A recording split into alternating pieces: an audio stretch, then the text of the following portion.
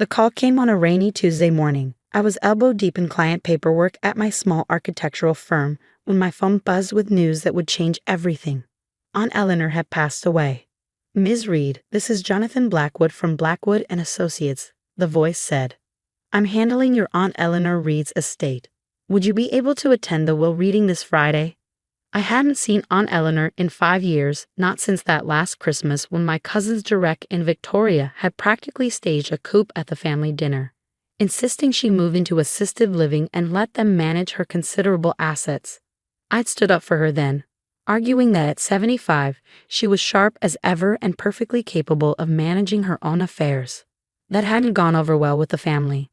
"Of course, Mr. Blackwood," I replied, trying to keep my voice steady. "What time?"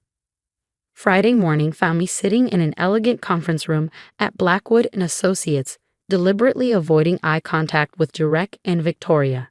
They sat across the table, Derek in his custom Italian suit and Victoria draped in what looked like half of Tiffany's inventory. "Now that everyone's here," Mr. Blackwood began, adjusting his wire-rimmed glasses, "let's proceed with the reading of Eleanor Reed's last will and testament." What followed was exactly what Derek and Victoria had engineered over the past 5 years. The main estate, worth nearly $12 million, was split between them. The investment portfolio, another $8 million, likewise divided. The art collection, the cars, the vacation properties, all distributed between the two of them. I sat quietly, remembering the summers I'd spent with Aunt Eleanor at her beach house, learning about architecture as she taught me to appreciate the elegant simplicity of the old wooden structure. She'd been the one who'd encouraged me to pursue my dreams of becoming an architect, even helping to pay for my education when my parents couldn't afford it. And finally, Mr. Blackwood continued, "To my niece Alexandra Reed, had leave my beach property at 1247 Ocean Drive, Little Hampton, along with all its contents and associated land rights." Derek actually snorted. Victoria didn't bother hiding her smirk. "The shack?" Derek said incredulously. "You're leaving Alex the shack." The beach house had been Aunt Eleanor's first home, purchased back in the 1970s when Little Hampton was nothing but a sleepy fishing village. Now it sat, weathered and small, among million-dollar mansions that had sprung up around it.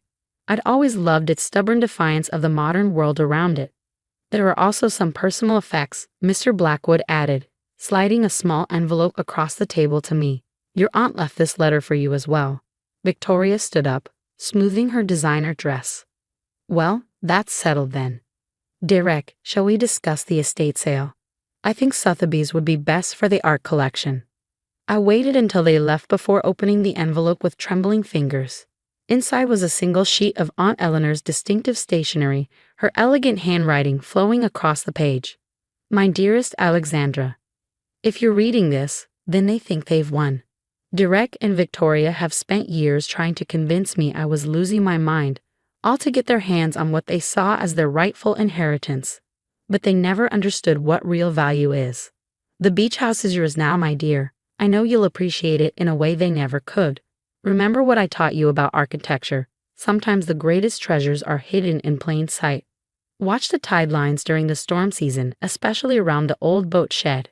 There's more to that property than meets the eye. All my love, Aunt Eleanor." P.S. check behind the loose board in the kitchen, the one by the window. "I left something there for you." I folded the letter carefully, tucking it into my jacket pocket. Outside, dark clouds were gathering over the city, promising a significant storm system moving up the coast. The weather report had warned about potential coastal flooding and erosion. That evening, I drove out to Little Hampton. The old key Mr. Blackwood had given me feeling heavy in my pocket. The beach house stood silhouetted against the darkening sky, its weathered gray siding and slightly crooked shutters a stark contrast to the towering modern homes on either side.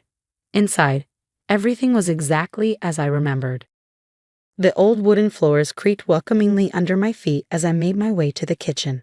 The loose board Aunt Eleanor mentioned was right where it had always been, rattling slightly in the growing wind outside. I pried it up carefully, reaching into the dark space beneath.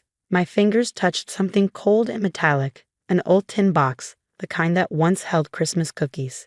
Inside were photographs, dozens of them, dating back to the 1970s. They showed the beach house and the surrounding property from various angles, but particularly focused on the old boat shed and the tide lane.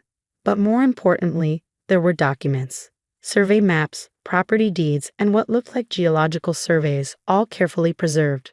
As I spread them out on the kitchen table, the wind outside picked up, and the first heavy drops of rain began to hit the windows. A massive crack of thunder made me jump, and then the storm hit in earnest.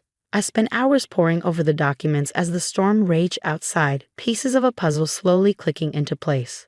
The geological surveys, the old property lines, the careful documentation of the tides. Aunt Eleanor had been recording something, tracking changes over decades. Around midnight, the storm intensified. Through the kitchen window, I could see massive waves crashing against the beach, much closer to the house than I remembered from my childhood.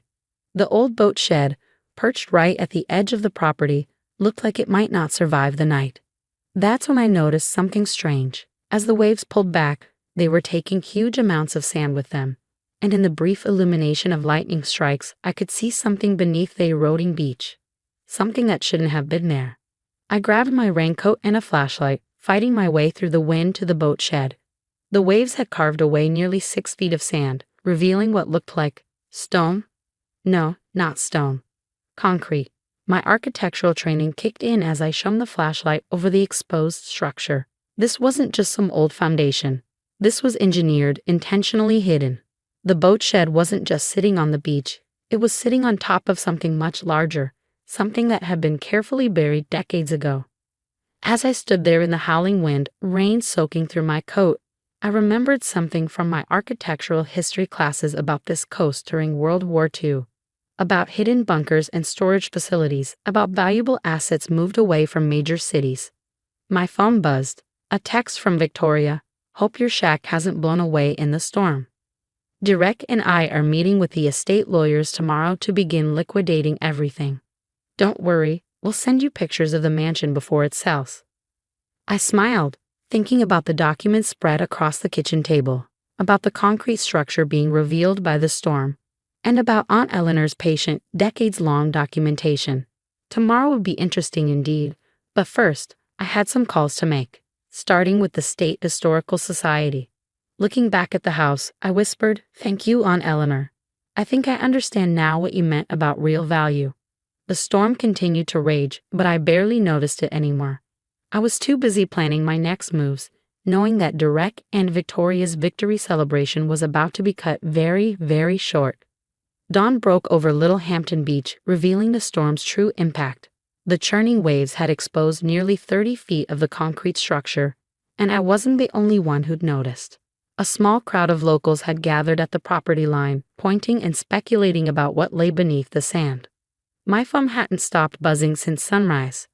First, it was the local historical society practically tripping over themselves with excitement. Then came calls from the State Preservation Office, 2 maritime archaeology professors, and finally, the one I've been waiting for, the auction house. Ms. Reed, the curator's voice practically vibrated with contained enthusiasm. If what you're describing is authentic, this could be one of the most significant historical finds on the eastern seaboard in decades. I looked down at the documents spread across Aunt Eleanor's kitchen table, particularly at one yellowed photograph dated 1944. It showed a massive concrete structure being carefully concealed beneath the dunes, with notes in my aunt's elegant handwriting. Father's wartime contract. Private storage facility for wealthy European clients. Location classified until 2025. Oh, it's authentic, I replied, smiling as I watched Derek's silver Mercedes pull up outside. Right on schedule. But I believe my cousins are here now. Could we continue this conversation later? Say, after Monday's auction. Derek and Victoria burst through the front door without knocking, their designer clothes hilariously out of place in the humble beach house. What's going on? Derek demanded, his face flushed. We've been getting calls all morning about some kind of discovery on this worthless piece off. He stopped short, staring through the kitchen window at the growing crowd outside. Victoria pushed past him, her high heels clacking on the old wooden floors. Whatever it is, it doesn't matter. This property was clearly meant to be part of the main estate. There must have been some mistake in the will.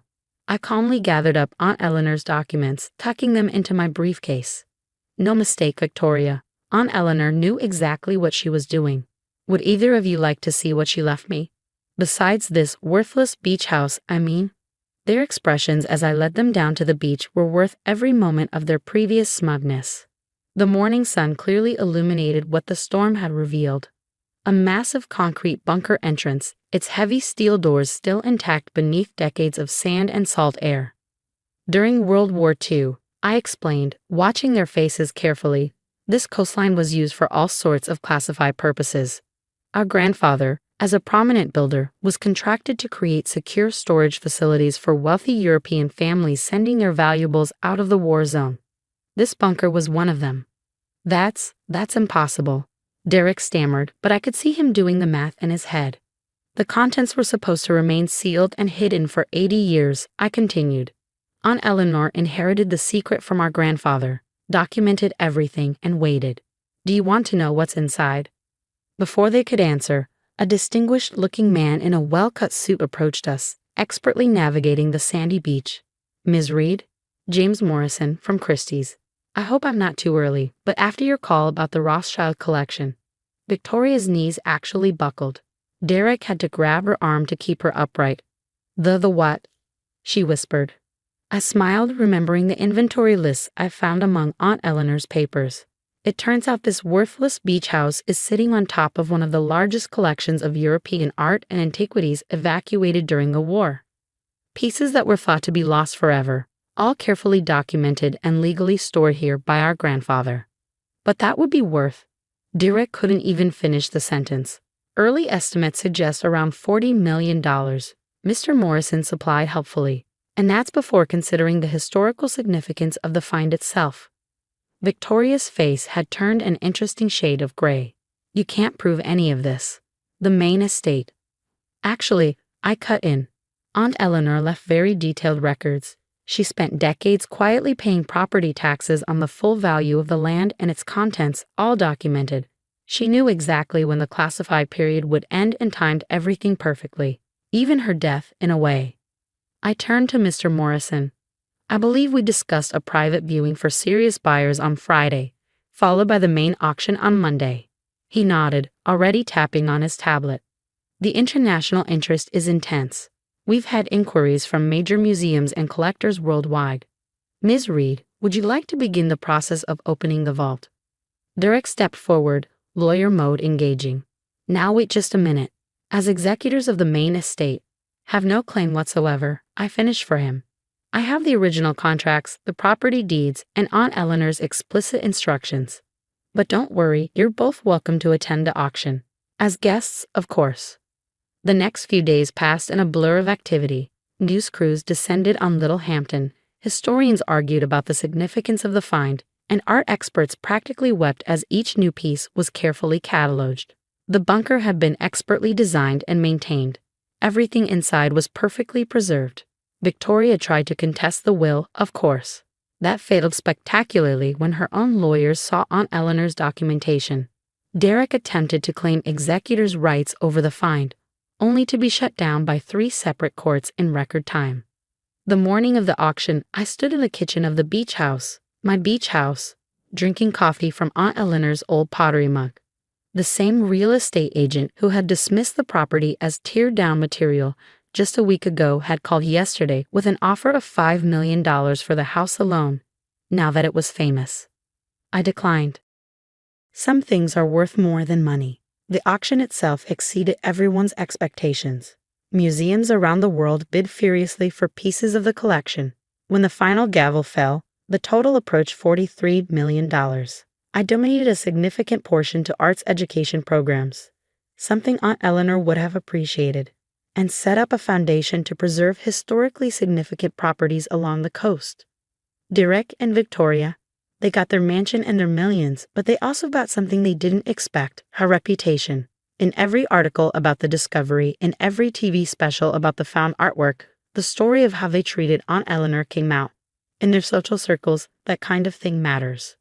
The beach house still stands today, restored but not modernized. I live there now, running my architectural firm from the upstairs office where Aunt Eleanor once sat planning her masterpiece of patience and timing. The boat shed has been turned into a small museum. documenting the history of the bunker and the woman who kept it secret for so long. Sometimes, during storms, I sit in the kitchen and watch the waves, thinking about value and worth, about patience and karma. On the wall hangs my favorite piece from the collection, a small watercolor of the beach house as it looked in the 1970s, painted by one of the European artists who'd stored their work here. Beneath it is a photograph of Aunt Eleanor, young and smiling, standing in front of her worthless beach house. The frame holds a note she wrote to me, found among her papers. Real wealth isn't in what you own, my dear, but in what you understand. Some people look at a humble beach house and see only what they can take. Others look deeper and find treasure. Always look deeper. Last week, Victoria's daughter, my cousin once removed, came to visit.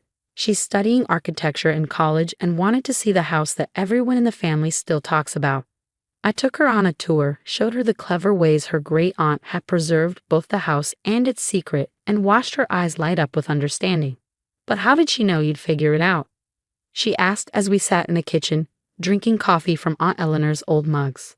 I smiled, remembering all those summer days spent here, learning about architecture, history, and patience from a woman who saw value in everything.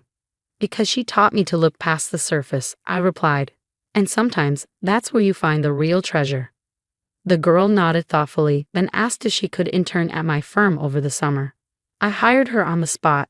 After all, Aunt Eleanor taught me something else too. Sometimes the best revenge isn't about getting even. It's about passing on the wisdom to the next generation. As for the beach house, it's still here, still standing strong against the modern mansions rising around it. And if there are any other secrets hidden in its walls or beneath its foundations, well, I learned from the best about the value of patience. Some treasures, after all, are worth waiting for.